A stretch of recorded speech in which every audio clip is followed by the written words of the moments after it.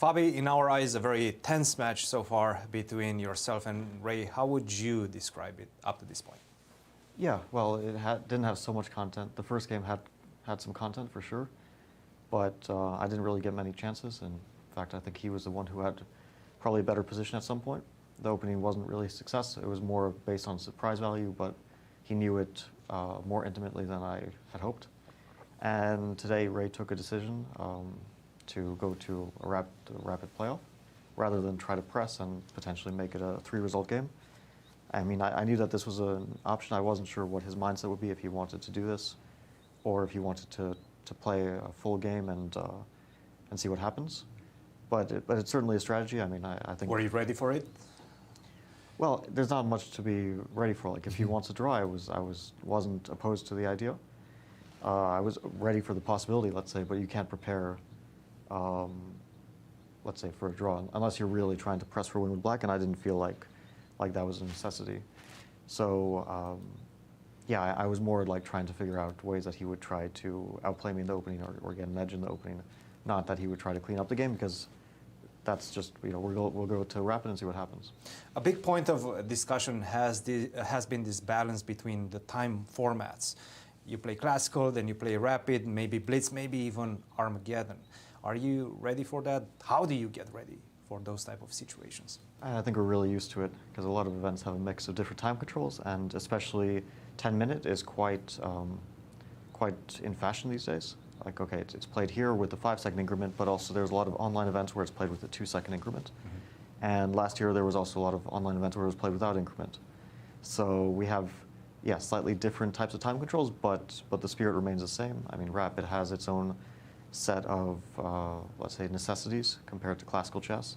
And Blitz is, of course, even more different, and Armageddon is a whole other thing, which still we're getting used to, I think, a lot of players, because it's not so common, but I have to say, like, in the last, let's say, 2 years, 3 years, I've probably played more Armageddon than in my entire career before that. Potentially a long match ahead of yourself. What are you going to do for the next 3 hours? Are you going to get some rest? Are you going to train, look at his openings? What's the schedule? Probably a mix of all of that, and also keep an eye on the games that are in progress. Mm. But yeah, some prep, some strategy, and some rest as well is important. Guys, any questions? Yeah, quick question for you, Fabi. The conjecture of my colleague, Jovi, it's not me, this is Jovi. She said in game 1, after you played the move h4, that queen h5 was you messed up your preparation. You intended to play queen g4 is what she felt. I said the computer's top choice is queen g4. We were confused by h4 and queen h5. What? Explain that as best you can. So the buck stops with Jovi. Yes, exactly.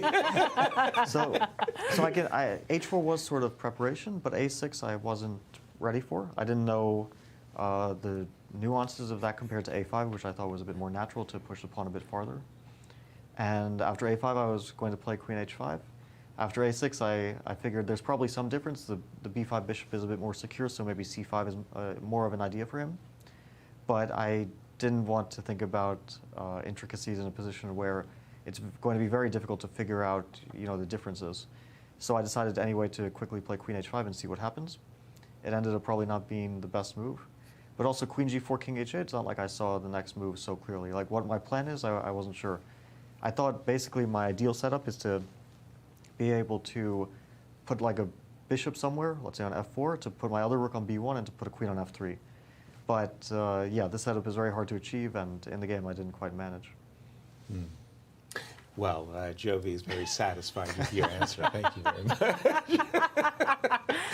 Hey, thank you for clarifying the situation, Fabi. So he had prepared queen h5 against a5, but when a6 came, he played it anyway. And same thing, right. Okay. Yeah, good luck in the playoffs.